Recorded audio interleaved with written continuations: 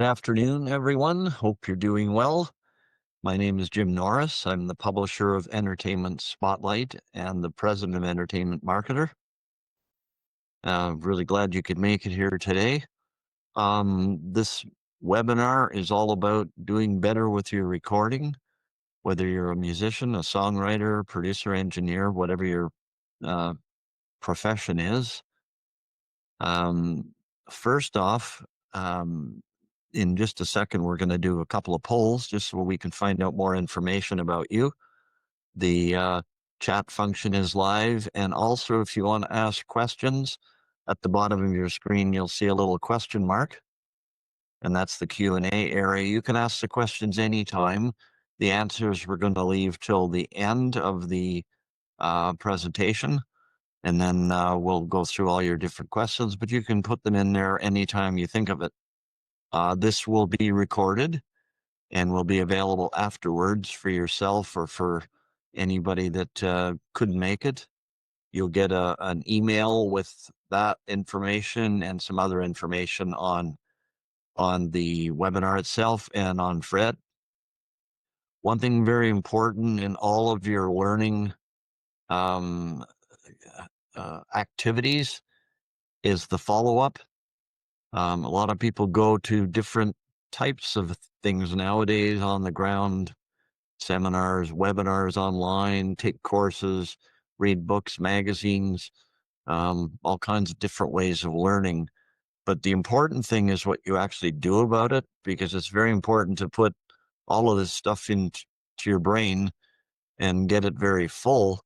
But the key is doing something different so that when you wake up tomorrow morning or whenever you decide, that you have a to-do list of 4 or 5 things that you're going to do differently.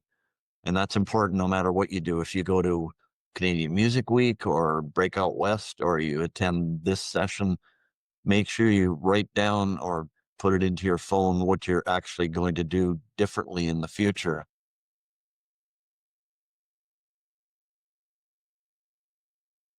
So as far as who you guys are,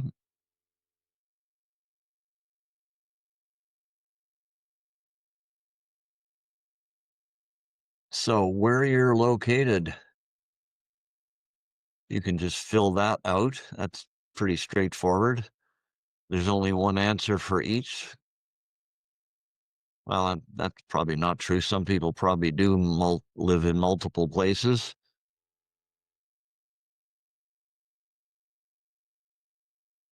The Ontario.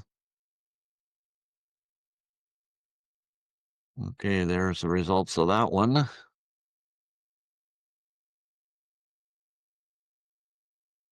Okay, what you do for a living or what occupies most of your time. And this one's multiple choice because people that are in the music business in many cases have to do more than one thing.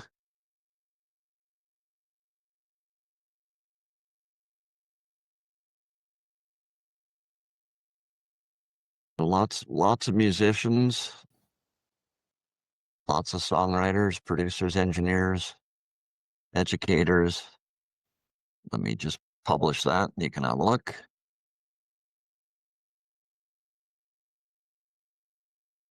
Okay, not too surprising there, but as you can see, people do a lot of different things.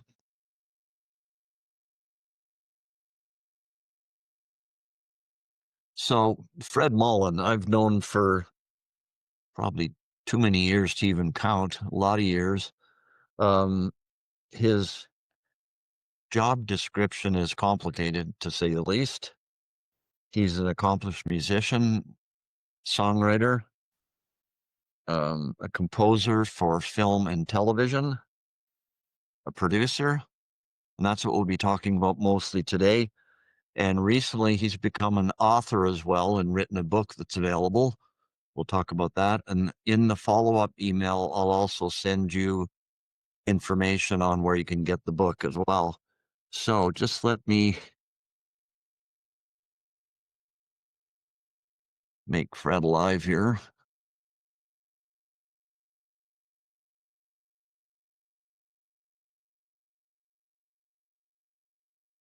His smiling face should show up any second here.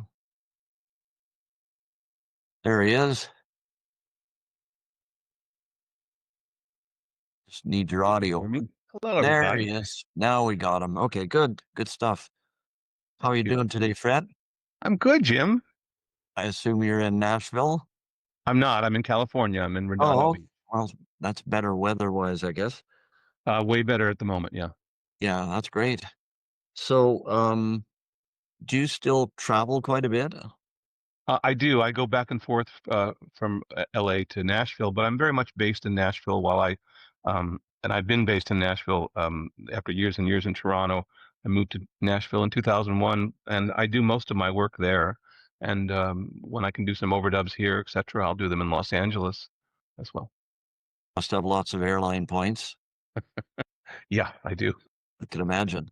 So Yeah. the first thing I just want, since we're focusing on recording today, I mean, we could do several webinars with you with all the things that you do. But as far as recording goes, what I want you to explain first, because it might not be clear to some people, is just what a producer does. And obviously, every producer is different, but just in general, if you could talk about the what a producer is responsible for.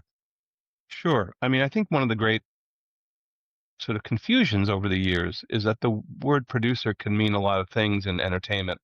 And in records, a producer really is a director.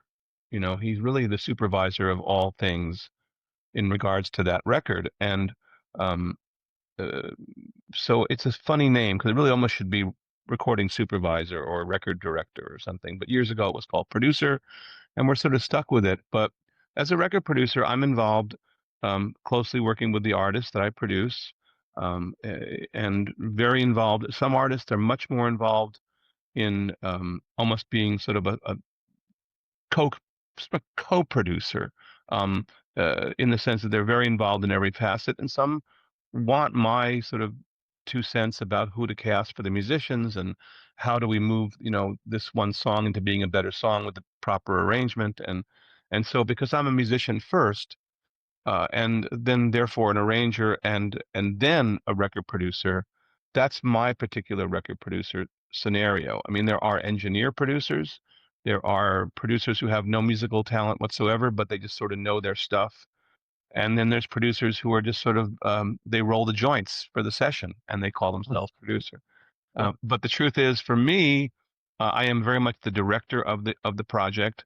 But I work very closely personally. The way I work extremely closely with my artist to fulfill their vision or their dream, and it's my job to do that and to work closely with them and to make sure at the end of the project that they are 100% thrilled with everything and they get the final say on everything. And what about working with the studio people, the engineers, studio owner, anybody else that you run into when you're in a studio? What are the recipes for success there? Well, again, I have always been a person who produces with live musicians in the studio. I don't do a lot of bands. I do a lot of solo artists. Therefore, we bring in the best studio musicians and we cast very carefully to make sure the right musician is for this particular artist. So I'm very, very close, and I'm a musician first and foremost. So I'll play on the sessions a lot of times as well. And so my sort of brotherhood and a few sisterhoods of musicians, I'm very close with, and I cast very carefully as well as I cast extremely carefully about the studio we work in. In Nashville, we have tremendous tracking opportunities. We have about 12 or 13 still state-of-the-art big studios and many other smaller ones. But I'm very involved in that part as well as also I bring in an engineer, generally someone I've worked with for years, to be my right-hand man and do the engineering. I don't really ever go near the console. I don't know Pro Tools as a computer um, situation, I really try to lose myself in the work that I do musically and artistically, and I let the engineer do the actual technical stuff. Excellent. And what about the working with the record companies or whoever happens to be paying for the recording? Well, everything is different. If I'm hired by a record label, And of course, these days there's a lot of different scenarios. But the classic example would be hiring by a major record label. My lawyer makes a deal to produce this artist, and the artist, of course, wants me to produce them. And then you work closely with the label in the sense that you're working for them. So at the same time, you're trying to make an artist's vision and make it a great record. You also want to make sure you deliver a record that is what the label hopes it will be. So you're trying to balance things, but ultimately, Jim, it's still an artistic pursuit, and the final decisions and the final okay is the artist's. That makes sense. That's great. So, in your case, you do songwriting, you do, as you said, you're a musician as well. So, how important do you think it is, or how has it helped you to be a musician as well, and know that part of it and play on some of the tracks that you've recorded? Well, first of all, there's nothing more fun for me than playing music, and that's why they call it playing as opposed to working, because it's still very playful. And the musicians I use in the studio are the greatest in the world, and literally, it's just a joy to work with them and to work alongside them and to be arranging, music with them and for them, and to bring the artist into that world of working with these incredible musicians who then, with me, bring these beautiful songs of the artist to life. But I think it really helps me to be a musician because I understand what to do musically. I can speak a language that is musical. I would be very hard pressed to find a good producer who didn't have some good sense of either being a musician or at least understanding music deeply. Right. And what about keeping your ear to what's going on out in the marketplace? How important is that? Some producers, that's kind of what they do. I mean, they have an idea what's going to make a hit and what's coming up next, I guess, in some ways. Well, I think it's very much about the artist you're producing. If you're producing an artist who is obviously trying, every artist wants to get heard. But let's say you're producing an artist who is really trying to be a star and wants to be on the top of the charts in the pop world. You as a producer really have to keep very closely listening to what's out there, not to in any way duplicate it, but to just know what you're up against and also to understand some of the breakthroughs that happen musically still on the radio and through your different playlists on your different streaming. I think what's critical is, if you're working with an artist, let's say, who's, a little bit of a left field, sort of a cult type artist or someone who is not going to ever hit the top, 40 with Beyonce and Taylor Swift, then, you make a record that's artistic and again, they may say to you, I love this record and I love that record and I love this artist. Well, it's your duty as a producer to listen to those records they love and try to be able to say, well, I think, that one song you did, we could sort of do a similar soundscape to what they did on this one. That's okay to do that. It's just not okay to copy. No, that's for sure. And what about your songwriting background? Um, what's helped you there? Where do you get ideas? How does that come about? Well, I was very fortunate because I started my career wanting to be a singer-songwriter. I had rock bands as a kid, and then I wanted to be the next James Taylor when I was about 16. And so I started to write songs first with my brother as lyricist and then on my own. So I had a good sense of how to write songs early on. I also had people that I looked up to in the world of songwriting that I aspired to be as good as. I think it's important, by the way, to have a lot of people that you really, are inspired by. And I think that really helps you to want to attain a certain level of expertise because of the people that you look up to. So I had a lot of that. And then, early on, I just had some success as a songwriter. But then, pretty early on as well, I fell behind the camera and started producing other people. I produced Dan Hill in 1974 when I was 21. And then we had a hit when I was 23, a worldwide hit called Sometimes When We Touch. And really, from that point on, my dreams of being a singer songwriter were really pushed aside. and I decided that I loved making records. I loved bringing out the best in an artist, and I loved working with the musicians in the studio because it was, my favorite thing. So I think that my background as a songwriter really still helps me to this day, and I still write songs. I mean, when called upon, if an artist I'm working with can't finish a song, and they might say to me, "Fred, will you help me finish it?" And I'll finish it with them, or I'll write a whole new song with them, or I'll write a song for a film if someone calls me. But I don't by any means make my living as a full-time songwriter anymore. I haven't for many, many years. But being a songwriter really does help because I can visualize and I can be a great objective ear towards my artist's songs. And sometimes, Jim, we're making records where it's not the artist's songs, it's cover versions. We've done many albums. I did the band America with a covers album. It's a wonderful record. And we took about 100 songs we loved and got it down to 15. But the bottom line is, I think it's great to have a sense of what it takes to write a song and how to be able to have like a good ear for the scrutiny of a song because it helps the artist. If I know songwriting, I can listen to that person's song and say, I think you can make this one section better. Makes sense. And for musicians, um, that are out there trying to eke out a living, I guess, in the music industry, um, I think if you're a songwriter, it certainly gives you an edge, and having the money come in from the performing rights and all the other different sources is really important. And um, what are your thoughts on that as a source of revenue and a way to keep eating?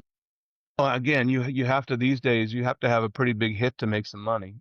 Streaming Right. has really made it very, very hard for people to collect on their records, sorry, records sold, or in a sense, streams sold. If you're lucky enough to have a record that goes on the radio, like an actual song that goes on the radio, and it gets a lot of airplay, yeah, then you're going to collect some good money from ASCAP or BMI or CSAC, or in Canada, of course, through SOCAN. Uh, but I don't think you can count on it, Jim. I think you have to really, figure that these days to get that kind of airplay that would give you a good mailbox money, I think it's really tough out there. So I want people to understand not to get discouraged, but to keep, you know, I've always said this, Jim, if a person feels they can only do this, they're that driven and can only do this, then pursue a life in music in every way you possibly can because it's an honorable life. I don't know if it's a profitable life. Even back in the day when it was way easier, there was no guarantees, So I just think it's important to be realistic, and I think your goal should be to make great music because that's what you're there for. For sure. So in looking at the options nowadays as far as recording, all kinds of studios to choose from, or you can record at home. You can have a recording, your own studio. So what are your thoughts on that? Like if you're working with a band and they have their own studio, is that a viable option? Sure. Well, I don't work with bands much. I've only done a couple in the past few years. But certainly solo artists that I work with, if they have a home studio that they can do their overdubs with me, great. Again, it'll save money, etc. And these days, record budgets, are much thinner. So I think that people should have a home recording, sort of a home recording setup at the very least. But when I'm involved in producing a record personally, I want to be there for everything, including their vocals, etc. So, we try to do the vocals in my home studio as opposed to theirs. But if an artist is the kind of artist that wants to do some of it on their own, every record is different. I approach each artist differently. I've had artists who said, I'm going to do all the background vocals myself, and I'm going to do them at home.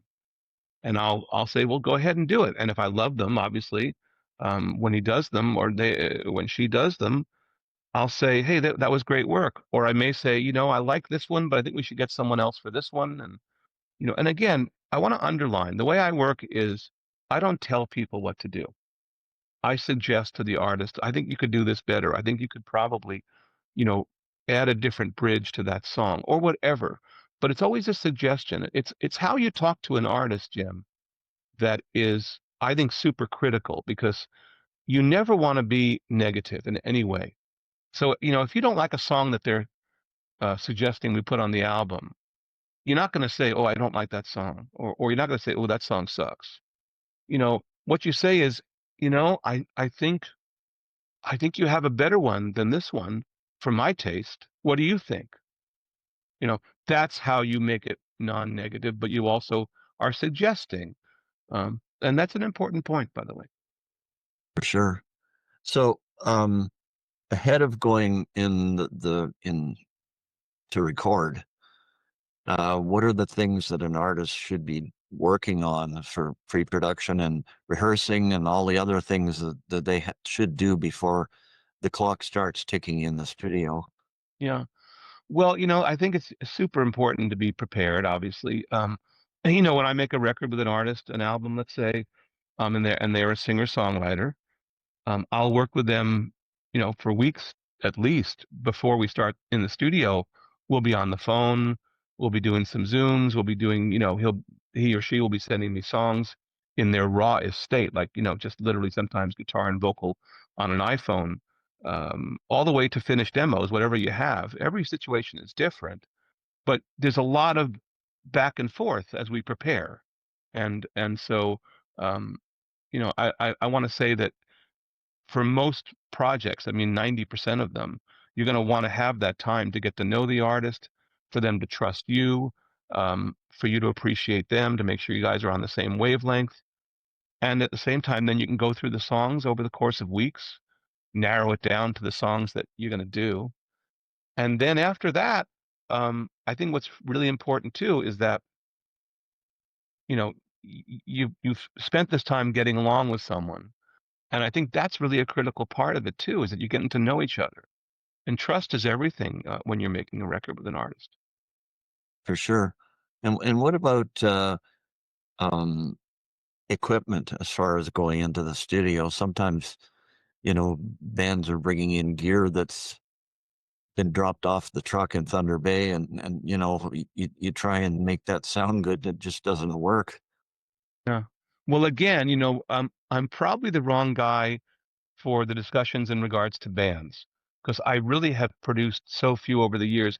I don't think I have the patience that I do with great studio musicians backing up a solo artist that I would with a band. I think a band is a different kind of album that you're going to produce, because you're dealing with, first of all, a team of people. So let's say five or six different personalities and five different musicians. Sometimes one may not be as good as the rest. And, there's a lot of super psychology and patience that I don't think I have quite that. I mean, I enjoy the times I've done it. It's challenging. But to answer your question, I'm not really that familiar with bands who come in with a bunch of broken gear, a bunch of broken gear from Thunder Bay. I haven't really seen that in my world too much.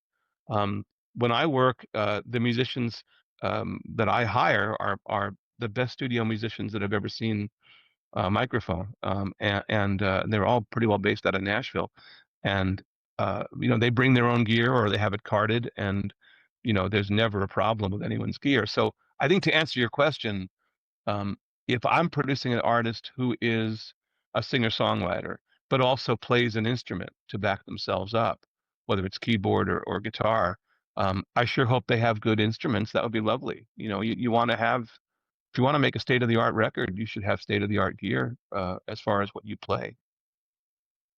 If you're producing a solo artist and they have a backup band that they're using regularly, um, is that something that is that the preference, or would you prefer to use studio musicians? That's a really good question. That's a discussion I'll have to have with the artist ahead of time, obviously, way ahead of time. If they say, "Listen, I've been touring with this band, I want them on the album," that's up to me to be agreeing with that, or saying you got the wrong guy to produce. Because if they say that's what they want, I have to be the guy to say, "Okay, that's great." I would prefer, Jim, to use my musicians because they're virtuosic. They listen to each other. They listen to the artist. They're selfless and they're geniuses.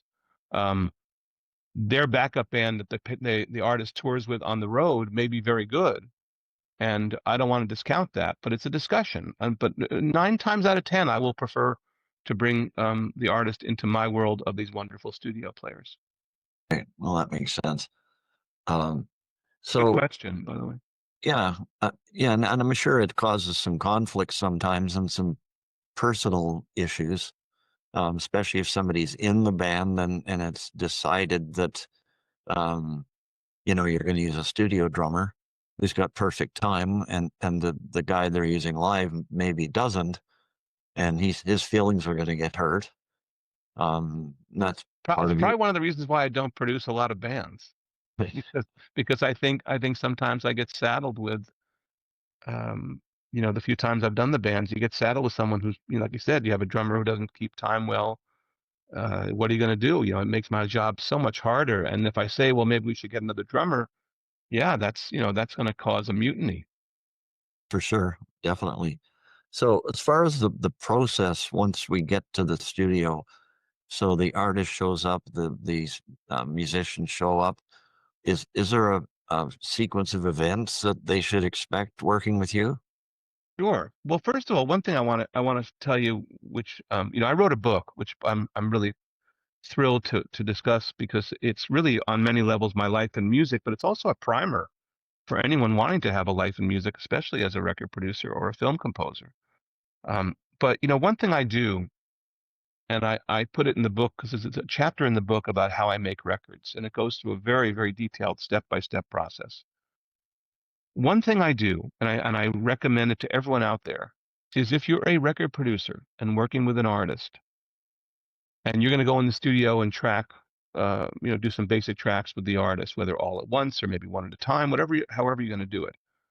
I think it's critical to do what I do, which is I think probably the week before I go in the studio, I'm listening constantly to their demos of the songs that we're going to do. And I have my particular project book in front of me. And I'm making my notes on each song as I'm listening. And I listen probably 150 times to each song. I mean, I'm really so immersed by the time we go in the studio that I feel like I wrote it myself. And the reason I immerse is because I want to feel when I go in the studio that I know every nook and cranny of that song and how to best bring it out in the studio with the musicians and for the artist. And so I'm writing in my book and I'm doing my notes for each song. And so there's an immersion process. And literally I do that about a week before I start recording. And I make it a point of not even listening to any other music. I just listen to their demos for like at least 5 days before we go in the studio. So really, again, that immersion process I think is critical. And then I'm sorry, the next part of your question I want to answer again. So rephrase that second part of the question. Just the process once you show up for day one. What Well, that okay. So I've explained the immersion that I do, which I think everyone should do. Then once you're in the studio, it really depends on the project. Is it an artist? And I've brought in a beautiful casting of the best musicians for their project. And if that's the case, then, from day one, I try to book maybe 2 to 3 days of tracking, about 6 hours, 7 hours a day. And by the way, with the Nashville musicians in any genre, um, we can have an album completely tracked and overdubbed within 12 hours. So, I mean, it's magical. These guys are the reason I do it is because it's so thrilling to be on the floor, either playing or conducting these musicians while the singer is doing their guide vocals, and you're hearing these demos that we had listened to for weeks and that the artist had struggled to write, and you're hearing them come together so quickly and so brilliantly that that's the first couple of days for me is the tracking. And once we have the tracks done, including guide vocals, that we keep all the guide vocals from the artist because you keep everything. And then the next step is to go and do your lead vocals. You want those done next. And I guess the next question is um, how do I do lead vocals? I guess that maybe it leads up to that. Is that a next question? sure.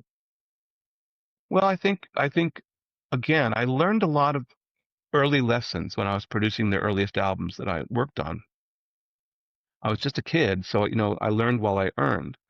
And one of the things I learned right away when we're doing the overdubs of lead vocals is the first couple albums we did, I'm sure I stopped and started the artist. I mean, let's say someone was singing, and probably that someone in the first couple of years was Dan Hill. And let's say Danny went flat or sharp or was behind the beat or something. You know, I would push the button and say, "Hey, stop there, and we'll get you were a little out of tune. Let's go back and get that." And I'd be constantly interrupting that person because it's hard to find a singer who doesn't sing a little bit out of tune here and there. And everyone has their weaknesses or whatever. But um, boy, did I learn fast how that is a terrible mistake, because that is like coitus interruptus. You just can't stop a singer during a performance. So what I do and have done really since almost the beginning, the first couple, we learned our mistakes and learned from them. Um, is you let an artist do a vocal pass as an overdub. You don't come in, you don't do any direction. You listen, you listen to them singing the first pass, and if you like it, you say, "Hey, let's do another." And if you like it, but you have a couple of very, very constructive directions, you could say, "Hey, and by the way, um, I'd love you to try that high note in that one line," or whatever. And just again, I'd like you to try. That's different than saying, "Hey, do this." So again, you've got to understand how sensitive an artist is and how naked they are in front of that microphone. So I think it's important to really always just have your artist to care enough about them to be treating them the way you want to be treated. So I learned right away with vocal performances as overdubs, lead vocals especially, that you let the artist do full performances. You do not interrupt. You may have some suggestions after the performance. And I try to do, with certain artists that are such great singers, I may only do 3 passes. And I'll comp and put the composite of those best of the best of the best lines and best words together from 3 passes. Some artists aren't such great singers, and I need to do 8 or 9 passes of vocal, and then I have to put that vocal together from the 8 or 9 full passes. But boy, oh boy, that's a miserable part of producing. But I'm really good at it apparently. But it's what they pay me for. I think the old joke is I get paid to comp, I don't get paid to produce. So I think that there's a bit of selflessness that a good producer needs to be able to bring out the best in their artist. And you're being the objective ear, and you're also being the person, hopefully, to be the one to make those vocals the best they can be. Now, a lot of times when I'm putting that vocal together afterwards, I'm working from my notes. I listen to every vocal track. I make my notes for each pass. And literally, by the time it's all said and done, I've constructed a vocal. I hand it to my engineer. They facilitate it through Pro Tools. They do the tuning through Melodyne or Auto Tune or Antares Auto Tune, fixing whatever stuff there. And when it's done, that vocal is damn near perfect. And even then, the artist still has to say, "I like it," or "I want to fix this," or "I want to fix that." And the artist gets the final say on everything. And half the time, I think, when I'm doing these vocal listening sessions after they've sung and I'm doing my composite picking, the artist is with me and they're doing it with me. And I'm happy to have them. It's their record. But anyway, as far as vocals go, lead vocals especially, that's the way I do it. And I encourage people to work that hard to make sure the vocals are absolutely the best they can possibly be. Um, you and I talked about it the other day, but just the difference between doing what you do 30 years ago as opposed to today with Pro Tools and the um, virtual unlimited number of tracks you have to work with. We talked about when you had 4 tracks or 8 tracks. So obviously doing some of the things you do now would have been a challenge. Well, yeah, I mean, a lot of things would have been impossible. I mean, we started out on 16 track when I started making records, and then soon after we had 24 tracks, which just felt wild and glorious. Uh, and then, of course, for a while we had 48 track digital, and now we have, for many, many years, we have Pro Tools where there's an infinite amount of tracks. which you don't need. I mean, good art is knowing when to stop, I think. So, but yes, the technology in recording is the greatest benefit to my life. Absolutely. Because in the olden days, back when I was recording, a lot of the editing was actually done with an X-Acto knife, uh, cutting 24 track tape, which It is was, kind of scary. yeah, I mean, we had to do that, of course, until digital. And, you know, your engineers, man, we sweated a couple times, because we had to do an edit on some track or something. And some engineers were just fantastic with the razor blade. It's true.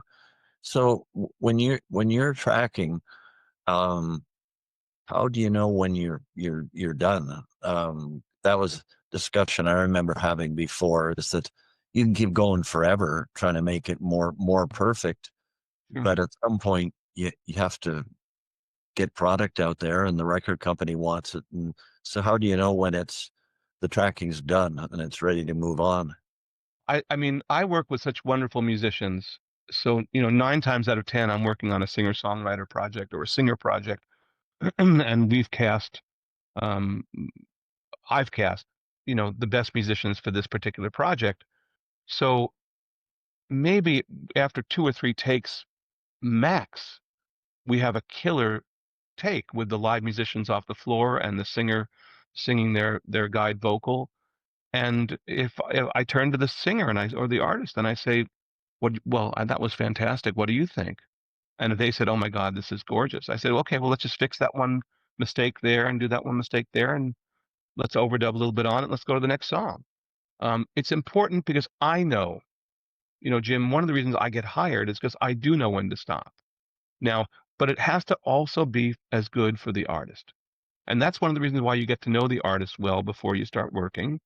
So you guys have an understanding of what you both think the song is going to be when it's done.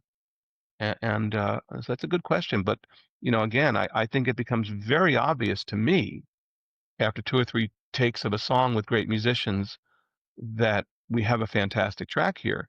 But I always turn over to the artist and I say, are you good with this take? Because I loved it, and I want to know what you think. And sometimes they'll say, gee, I still think it's too fast or whatever. Okay, one more take. The artist is the final say. That makes sense. And I think the one thing too, I think it was Mark Smith who we were working with, and he certainly knew when to stop, and he just said, guys, you'll get to make another record. This isn't the end of your life right now. This is just a snapshot of what you are now, and that you'll learn from this one, and your next record will be even better. I think the secret of great art is knowing when to stop. Sure. So the once the tracks are done, the mixing process, if you could just talk about that a little bit. Um, Well, sure. And let me interrupt though. I mean, now, so when you say tracks, I'm talking about the basic tracks. So then we have vocals. Then we have other overdubs that maybe still be needed, whether it's strings or whether it's um, you know, other instruments or colors, and percussion or whatever that's still we need to do. And then there's background vocals to lay in. Again, every artist different. Some artists love to do their own. Some artists love to have different voices. Sometimes there's duets. We have to bring in the duet person. Um, and then let's say we do strings or any final colors, and then the mix. And the mix is a very different animal now, because everyone mixes in the box, meaning on their computer. So everyone's got their plugins and they've got their Pro Tools or Logic or whatever they use, and hopefully an engineer who's really good at taking all these wonderful tracks and being able to put them together beautifully, and to add whatever's needed. And the nice part is, Jim, is that a lot of these situations are mixed at home with a great mixing engineer, and they'll send you their first pass of the mix, and the artist and I get the first pass of the mix on an MP3 or through Dropbox or something, and we listen to it.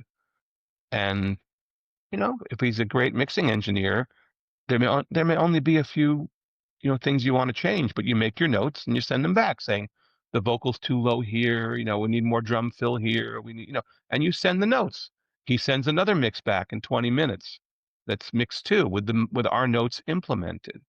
And again, how glorious is that when you think of the old days where you couldn't do that? But ever since Pro Tools and mixing in the box with Logic and Pro Tools, you can do this. So, sometimes, the back and forth of a mix with the artist and with me can take maybe 10 times back and forth, where the engineer is constantly making some changes that we want changed. And then all of a sudden the mix is done. We go on to the next song.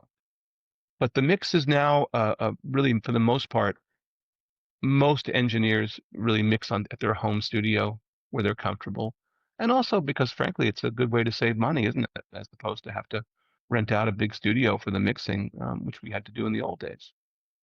So when the mixing engineer is doing the mix, is he generally by himself? It's just him, or because I know some artists like to be everywhere for everything. Yeah, I mean, I think that mixing now is a much more solitary act. It always was, but there was a little more exception.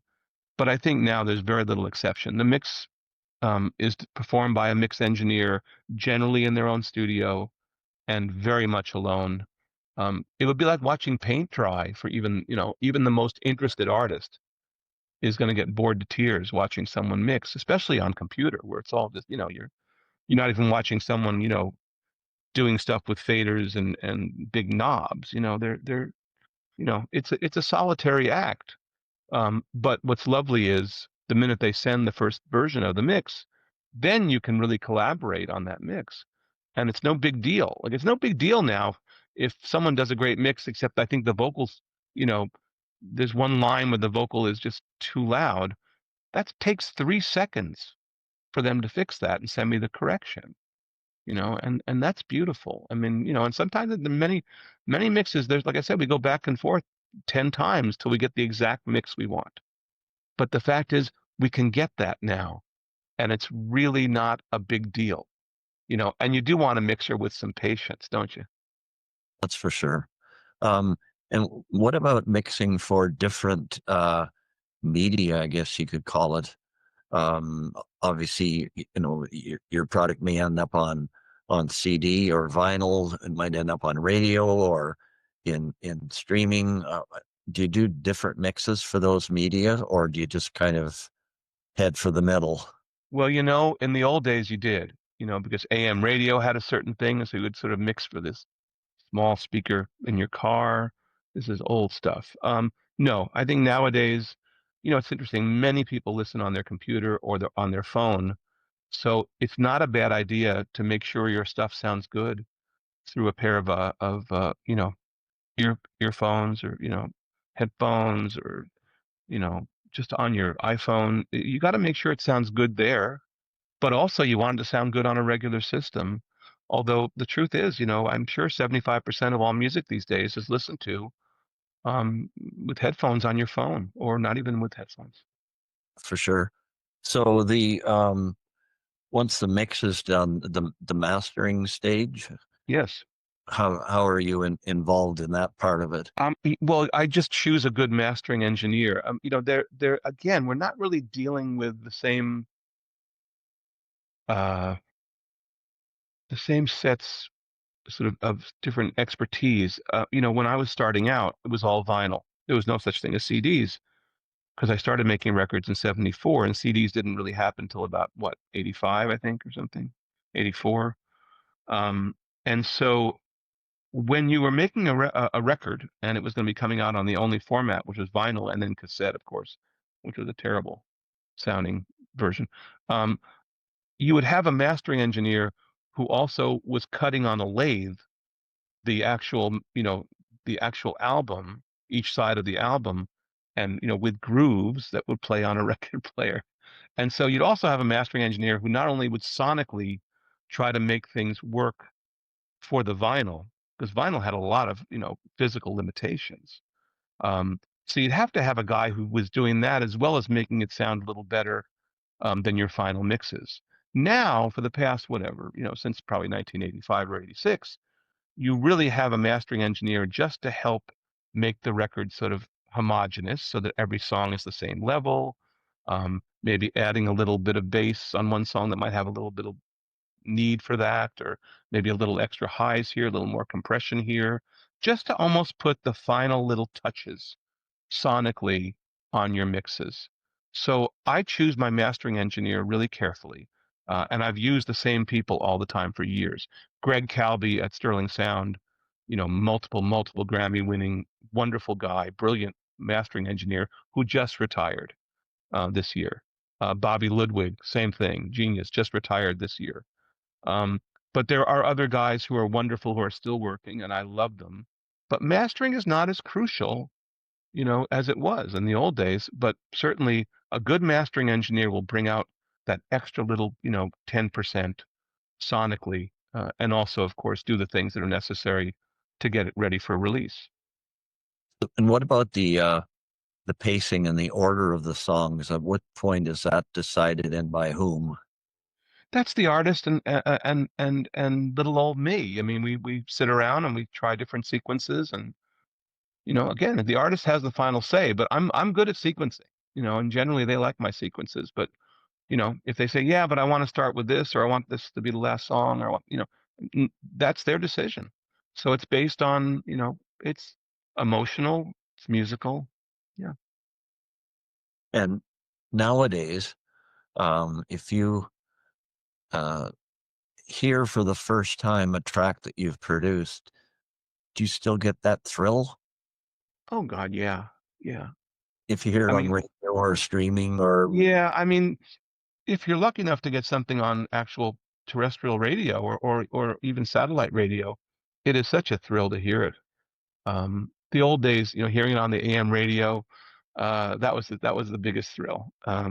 But yeah, there's a great feeling when just when it's out there and the people are listening to it along with you, and also the way certain certain things sonically are changed when they hit the compressor at a certain radio station, or even within Apple Music. Now, Apple Music, I think, is only now they have their own um, sort of situation where they're doing this, the 7 point surround sound, which I'm not I'm not an immersive audio fan, because I find it to be impossible unless you're sitting in an immersive audio studio with 7 speakers all around, perfectly configured. That's the only way you're ever going to hear it right, you know. And how many people will have that at their home or even in their studio? The answer is, 2%. So I think it's a foolish endeavor. I understand they want to try to keep pushing the boundaries, but until people have a place, I mean, if a car could be, because obviously the other place you listen to your music is a car. If a car could be outfitted where immersive audio, real spatial audio, was happening, Dolby Atmos was happening in a perfectly balanced situation, I guess that would be perfect. But the problem is you're on the left side as a driver on the car, and they haven't figured out how to make it work. And then if it's balanced for you, what about the person sitting next to you and the people in the back? You know, it's sort of silly, but I think Apple Music now, I think everything on Apple Music they've done something to, which really affects the sound. If you're just listening to it on a stereo system or on your phone, because I think they have so much invested in spatial audio and immersive audio. But I'm not a fan. But I can tell you, to answer your question, it is always a thrill, to hear your music, whether it's coming out of a Spotify playlist or whether it's coming out of the radio. Or yeah, it's always a thrill. that's great. So what about your future projects? What kind of things do you have coming up in the next year or so? And um, are you open and looking to produce new artists? Yeah, well, I mean, I've been producing. I've had a career, Jim, that has in my record production. I'm sort of well known for producing, sort of the great songwriters and a lot of great singer-songwriters.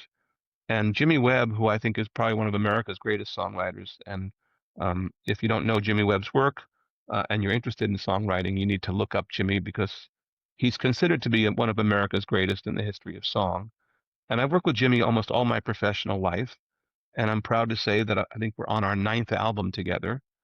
And I'm in the middle of that album now. That will take me a little bit on and off time because he's got some touring to do. So probably won't be finished with that until maybe about February. And then after that, there's been some discussions with Neil Donnell, the lead singer for Chicago for the past number of years.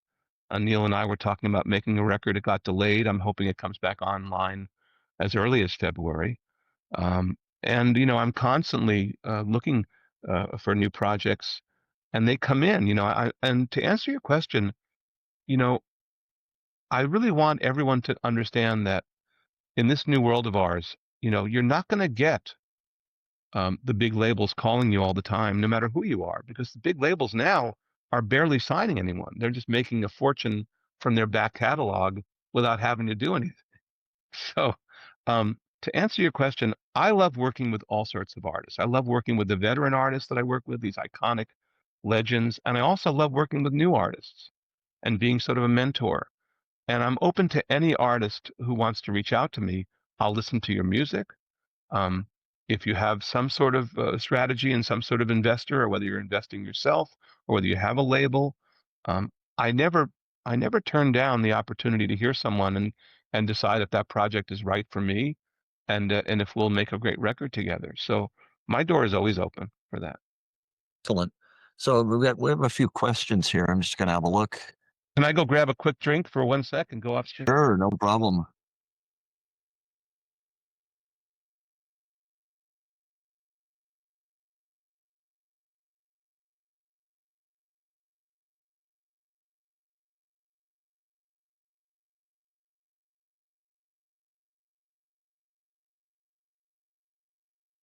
I'm drinking bottled water in a can,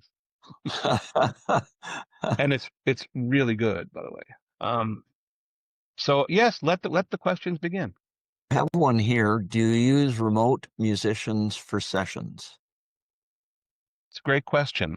Um, During the first year of COVID, everyone was staying away from each other, and we would have to do a lot of musicians who were the great studio musicians would have to become their own engineer at home and to be able to do their work at home remotely.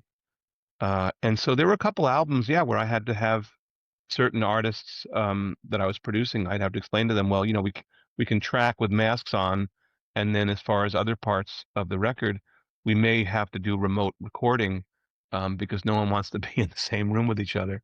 And so, especially the first couple years after the first COVID infection, um, all the great session players had to become proficient at doing remote recording. I do a bit of it. If someone literally can't be in the studio with me, but I trust them, I'll either work with them on the phone or I'll just say, hey, do your overdub, give me some passes, and we'll pick the parts we like, and we're done. But that also is dealing with a lot of musicians that I trust so deeply.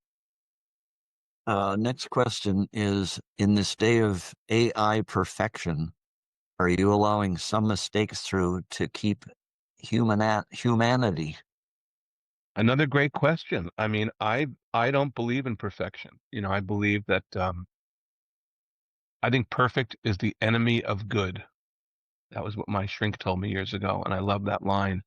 I think it's one of those things where the only way we're going to ever have a chance against AI is to make recordings that we know are as human as possible, meaning that there's going to be some nicks, some dents in the can a little bit. I don't mean to make it bad.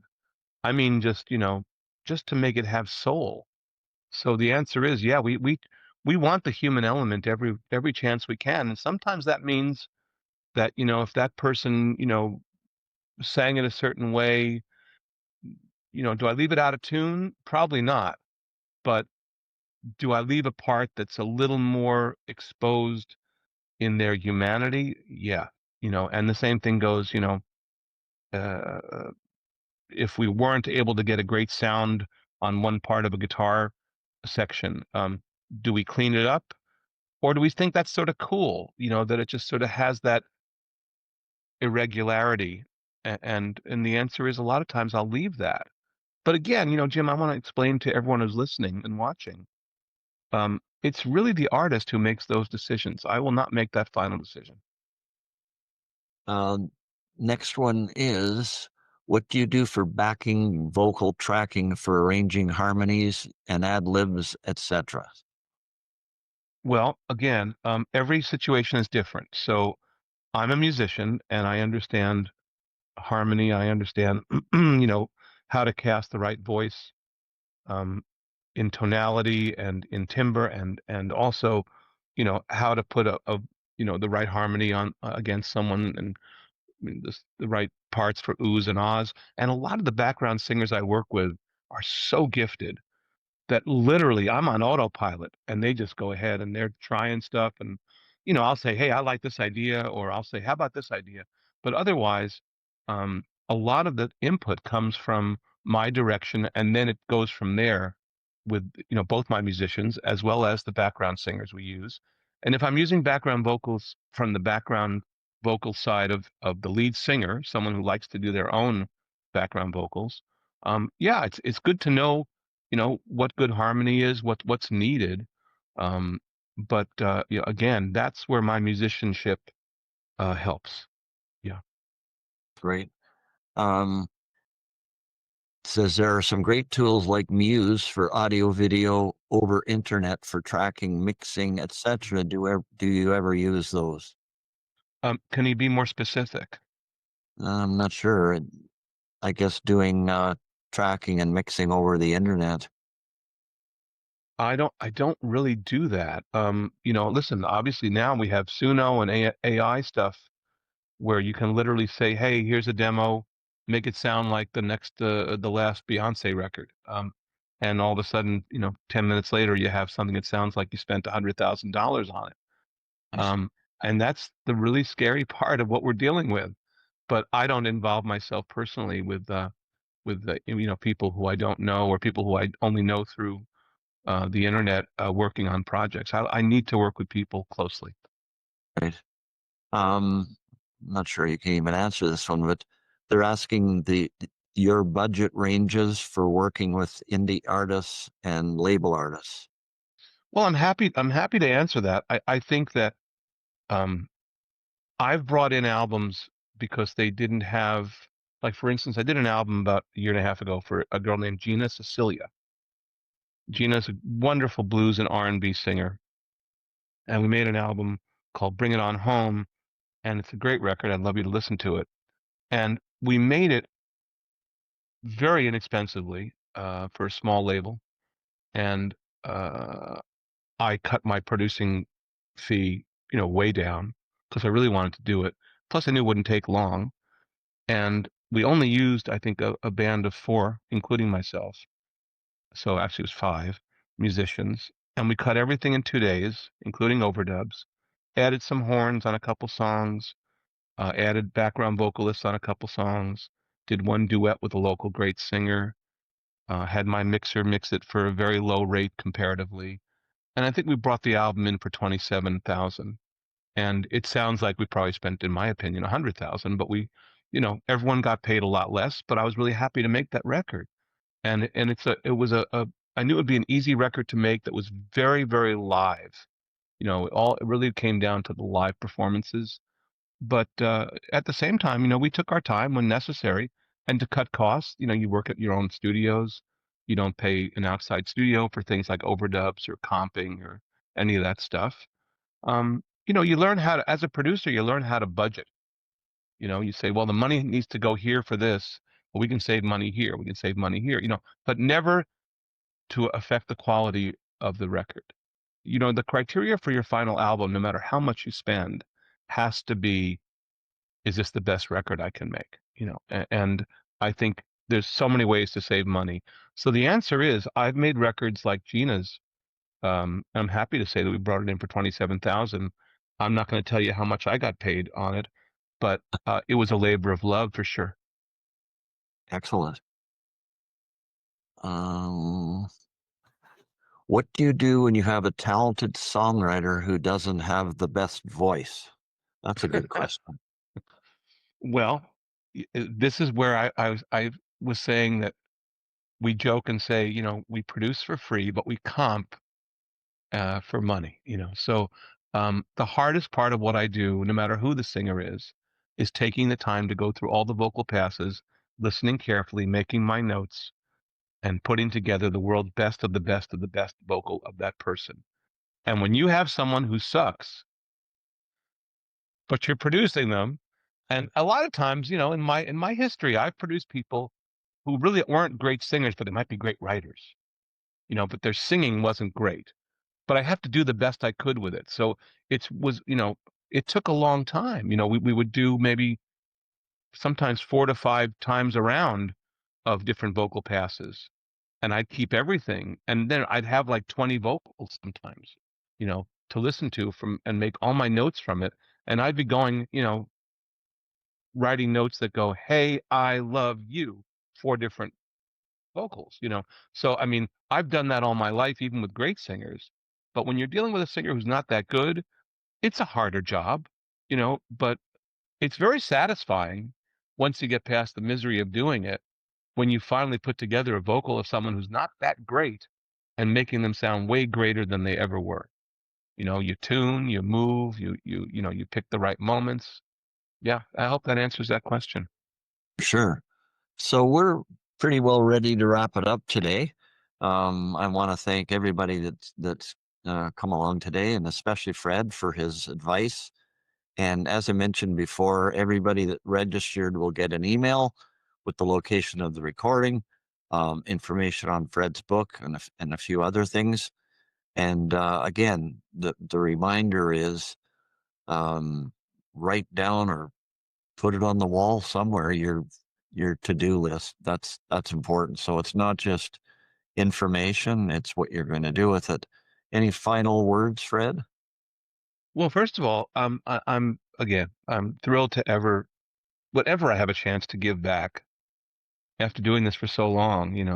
I'm somewhat proud to say I'm 72, and I've been making records since I was 19. So I've definitely put in my years, and I'm definitely at a point now where I still love making records. But I'm also at a point now where I do speak at recording schools and universities, and for SOCAN or ASCAP and BMI or whatever. And I want to give back. So this is a great opportunity, and I thank you, Jim, for this. I also hope that if people have questions, we can do it again. For sure. And I'll also add a comment on a recent flight. I brought a PDF of Fred's book and read it, and it's well worth reading for sure. There's some really crazy stories in there, and there's some good advice. There's a copy right there. There's a whole bunch of things about Fred that I didn't know, and a whole bunch of things about artists that I didn't know as well. Parts of their history, and other people that I've worked with over the years, in the information business, but also going way back to my musician days. So I would suggest, and as I said in the email, you'll get information on that. So yeah, thanks to everybody, and we'll see you again. Wonderful. Thank you.